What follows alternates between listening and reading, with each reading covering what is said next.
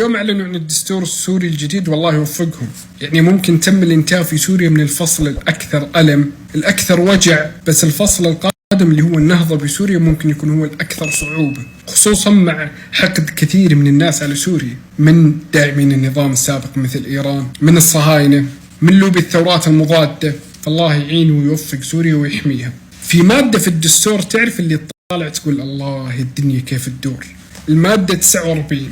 قبل ما نذكر المادة 49 الجديدة، المادة 49 القديمة اللي كانت في عهد بشار وحافظ، ايش كانت؟ كانت نصا ان اي واحد ينتسب لجماعة الاخوان المسلمين يعاقب بالاعدام. وكم اعدم حافظ وكم اعدم بشار من الابرياء بحجة انهم اخوان مسلمين. اعدموا الاطفال، النساء، يعني في مجزرة حماس الشهيرة.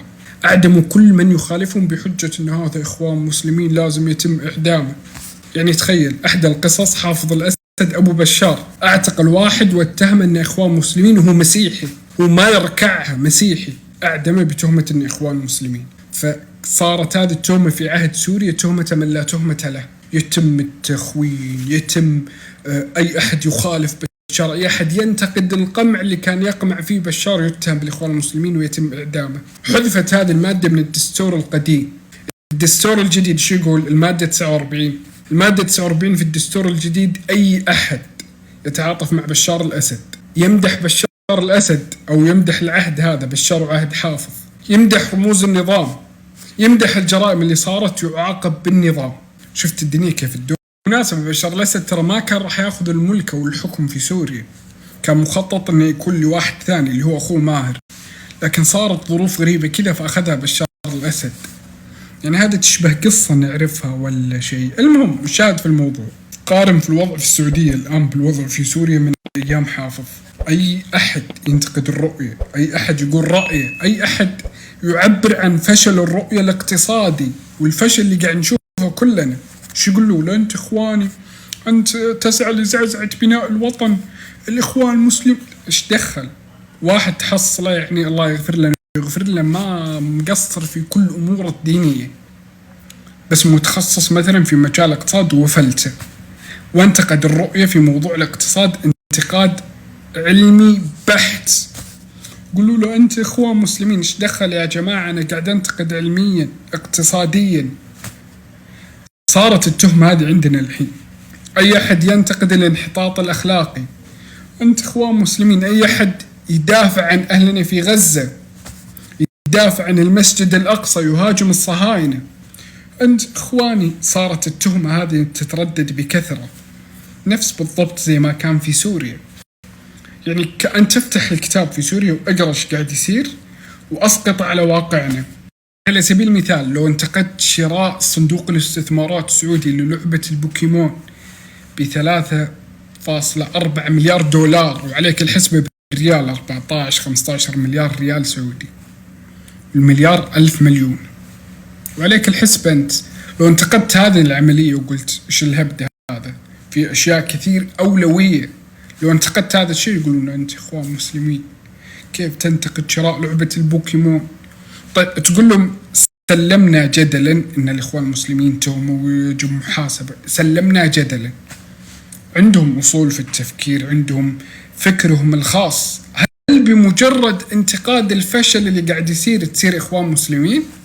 الأخبار السيئة للأسف هو عجز لأول مرة يحدث من عام 1993، هو عجز في الأصول الأجنبية. 1993 يعني تقريبا كان عمر محمد بن سلمان 7 8 6 حواليها. من هذيك المدة ما جانا عجز أبدا. لما استلم محمد بن سلمان رئاسة الوزراء صار في عجز عندنا. العجز هذا سبب ايش؟ سبب الصرف الزايد على ايش؟ على لعبة البوكيمون اللي ذكرناها اللي 3.5 مليار. المليارات اللي قاعد نصرفها على اللاعبين. طيب تدري ايش يعني هذا العجز او كيف راح يحاولون يعوضون هذا العجز؟ النفط سعره نازل، يعني مستحيل من النفط، راح يعوضونه بالضريبة او قيمة الريال راح تنزل. يعني مثلا الريال الحين 3.75 بالنسبة للدولار، راح يصير الدولار الواحد 5-6 ريال، راح يصير المليون اللي عندك تساوي أقل من مليون، وعليك الحسبة أنت كم. طيب هل هذه هي النهاية؟ لا، للأسف الاقتصاد عندنا كده. فترة جاء فترة الأعذار للمشاريع الفاشلة، يعني مثلا تم انتقال مشروع من مكان إلى مكان آخر بسبب وجود نبتة ما تنبت في الكوكب أبدا إلا في هذا المكان. يبغونك تقتنع إن في نبتة يا رجل ما تنبت في أي مكان في الكوكب إلا في هذا المكان، عشان كذا نقلنا المشروع كامل. نقلنا المشروع يعني إيش؟ يعني راح نتأخر فيه. مشروع ثاني بيقولون يو في مرة ما قدرنا نهجرهم، تم تهجير عبد الرحيم الحويطي وقتله، تم تهجير أهالي الحويطات وزجهم في السجون. بس بيقولون في مشروع ثاني في امرأة مسكينة تحب بيتها ما نقدر نقول المشروع مكان ثاني. وبداية محاولة إيجاد الأعذار للمشاريع الفاشلة.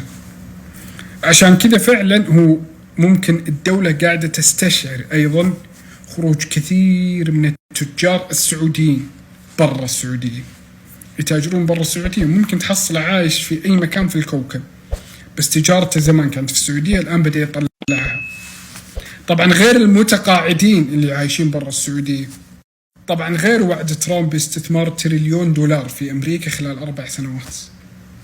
وهذه كلها كوم، والكوم الثاني هو عزف المستثمر الأجنبي.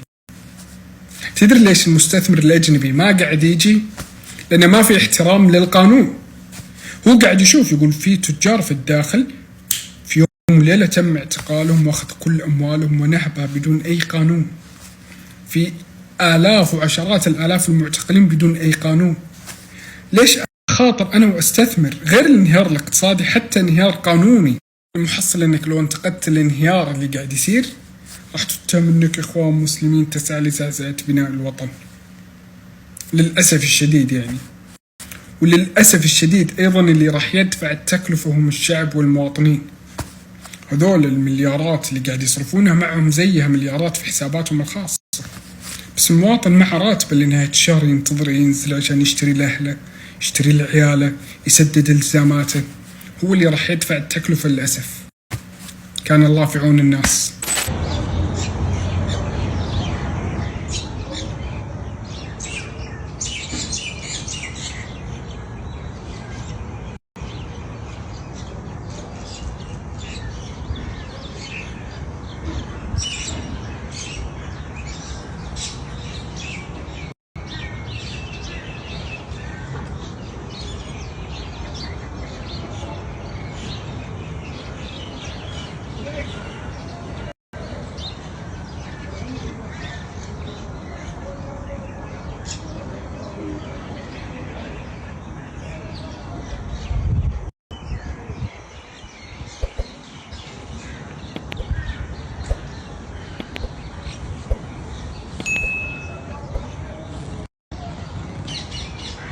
أرضى عليك وشاكر لك والله هذه الدعوات الطيبة، والله يسمع منك، وشاكر لك أيضا حسن ظنك فيني، وغفر الله لي ما لا تعلمون.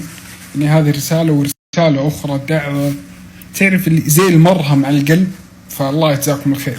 الرسالة الثانية، وأنا كل ما أنزل صورة المسجد الأقصى تجيني من الدعوات الطيبة اللي تبرد الخاطر، فالله يجزاكم الخير والله يسمع منكم، والله على راسي من فوق.